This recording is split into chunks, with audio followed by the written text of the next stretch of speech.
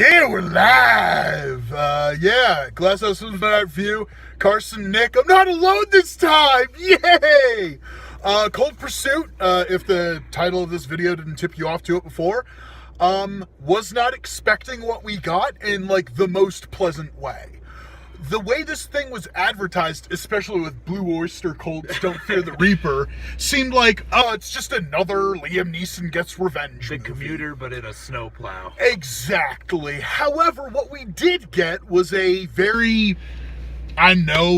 Norwegian, Swedish-inspired, like, black comedy about revenge and how it's kind of a funny thing. And, man, I gotta say, I really dug that one. I'm gonna go with what I said on the way here. Is like Fargo times Super times like Burn After Reading. I say Super because like unlikely hero. Yeah, on a I weird get journey, where you're coming from. You know, like with a weird sense of like what justice is. Yeah, absolutely. Like you can see this thing's influences all up and down. You see like the black comedy. But it's also still kind of like its the own thing still. Yeah, but also the way that the humor works is part Coen Brothers, but part like dark Swedish comedy because it has kind of that awkwardness to it. There's it's like just awkward. perfect. Yeah, awkward is like absolutely. Like it's great. It's great. Just, like not a lot of punchlines, but just a lot of really. Like this is a weird situation to be killing someone in. Weird stuff, you know. Like, But yeah, absolutely fun, which is weird, but very fun. So to break it down, Liam Neeson is this snowplow driver in Colorado, this remote Colorado skiing town, and he just plows the snow, and that's all he does. He has a pretty swell domestic life and everything. His son goes to work one day and then shows up dead from a heroin overdose, and he's like, that doesn't seem right. He immediately does not believe it and doesn't immediately set out on the warpath, but it doesn't take him long to get there. It doesn't take him very long. Like it's the perfect amount of time. It's weird, and I think the second time I watch this, which I will do, the pacing will work even better, but it's like the perfect amount of time between him like learning that his son is dead, enough grief to go by, and then the movie, like, it kind of starts churning. It's really weird how it works, but it works. Like, the longer it goes on, the better it gets. Yeah. And it does the black comedy very well, where, like, everybody that dies, somehow you're just like, you know, and it's not like, oh, they had a funny death or whatever. It's just like the way the deaths are presented, the circumstances. A lot of what works about this film is the editing. Yeah. For instance, this is in the trailer, but the way that Liam Neeson disposes of a couple of bodies, the way they use the editing is like, that was actually pretty funny. But it's nothing. Like, if I were to tell you what it is, it wouldn't be funny, but you see it. The thing that's funny about the movie is, like, it shows more than it tells. Yes, absolutely. So, in that respect, Liam Neeson works really well because, like, I don't want to hear Liam Neeson really, like, talk the whole time. So like, that's... and they make a point about it at the beginning of the movie that he's just kind of like a... He's a quiet dude who likes plowing snow. Quiet guy that plows and Laura snow Dern. And plows Laura Dern. Maybe, I don't know. Lack of Laura Dern, that's my only real complaint. It's like... It's kind of weird. It seems like her involvement in the movie was like minuscule and like inconsequential. Yeah, that one was a little weird. It was probably only... I kind of like how they did that, but at the same time, if you were to remove that and he's just a single dad, you wouldn't have missed anything. That would be my only real complaint. But something else that caught me off guard with this film is it's not so much a Liam Neeson goes on the warpath kind of movie.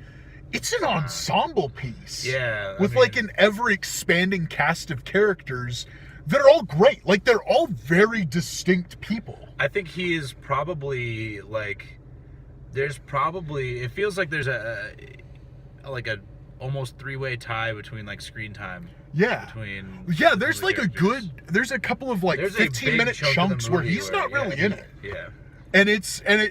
But you're never like, I'm missing him or I'm sad that we're back with him. It's very much it's played really well. It's very much the kind of like, you know, who's on first sort of plot. Yeah. Where you're like, everybody's just getting everything wrong, or maybe not getting everything wrong, but everybody's getting everything wrong. There's all these assumptions made. People try to explain stuff. Like, there's cool little. I like little bits of the plot that like.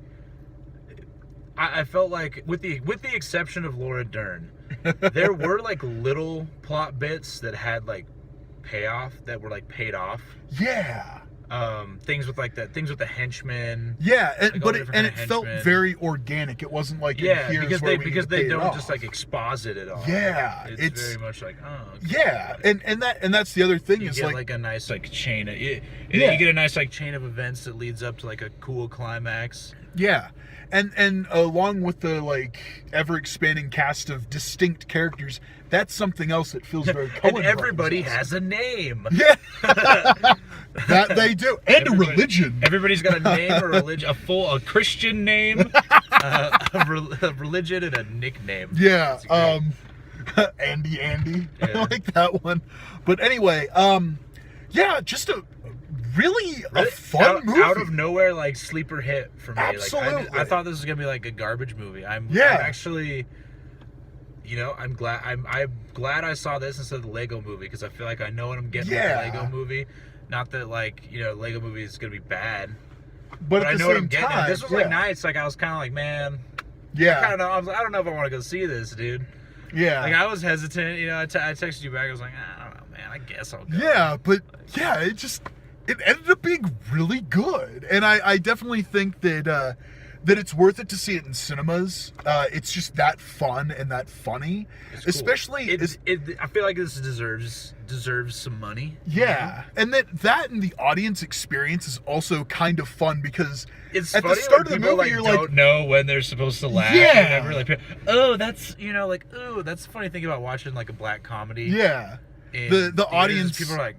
Yeah, we slowly give each other permission to laugh. They're like, oh, yeah, you can laugh. Yeah. You know, like, yeah, you can laugh at the Indian joke that they just made or whatever. Like, I laugh too. Yeah, and then by the end of the film, everyone's just like, this is really funny. Yeah, absolutely, just out of nowhere, great film. But it's kind of weird at the same time. I don't know how I would have advertised this any other way. Like, it's almost, the advertising is a meta trailer for this film. It's funny because I feel like even like watching this review like ruins the experience of going to see the movie. Oh yeah, I don't know. It was nice like going into the movie and then having no fucking clue what was going on. Yeah. And then right when his son dies, they're just like, they make like, it's just like a fucking joke. It's a weird joke. And I watched I'd only ever seen the one trailer in theaters. I haven't seen anything online. I saw that one trailer with the "Don't Fear the Reaper" and all that. And I was like, "Oh, it's gonna be some." My son wasn't a druggie. My son wasn't a druggie. Also, okay, not a point against the film. Just thought it was funny. Liam Neeson and William Forsythe are brothers. Yeah, I don't believe that for a single second. I don't know. But I love their chemistry. Maybe one of the parents looks a lot like Liam Neeson and the other one looks a lot like William Forsythe. Oh no, it's a Parent Trap situation. Liam Neeson grew up in Ireland. I don't know, I don't know which is which. Yeah, especially because it's like he has his fucking it's his Liam Neeson voice, which is just... But I mean, it doesn't ruin the film. It's just like, all right. Also, one of them, is plows snow. The other one lives in a fucking a gorgeous mansion, like a mansion. It used to be like, in a gang or whatever, like organized crime. Yeah. So, Yeah.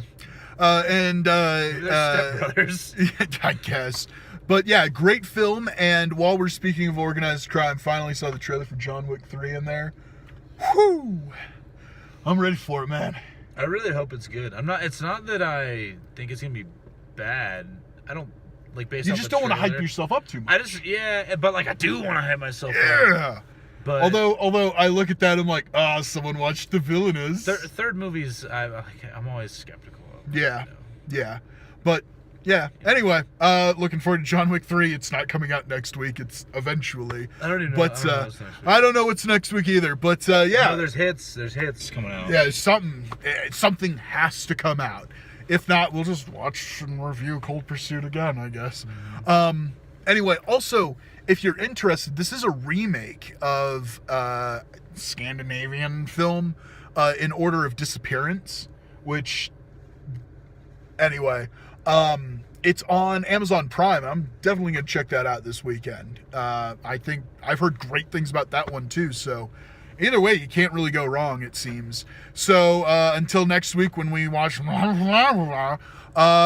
will see you then. Facebook.com/GlassesFilms, YouTube.com/GlassFilmsHouse, and Twitter @GlassHouseFilms. I've done this so many times, you'd think I'd stop fucking it up by now, but oh no.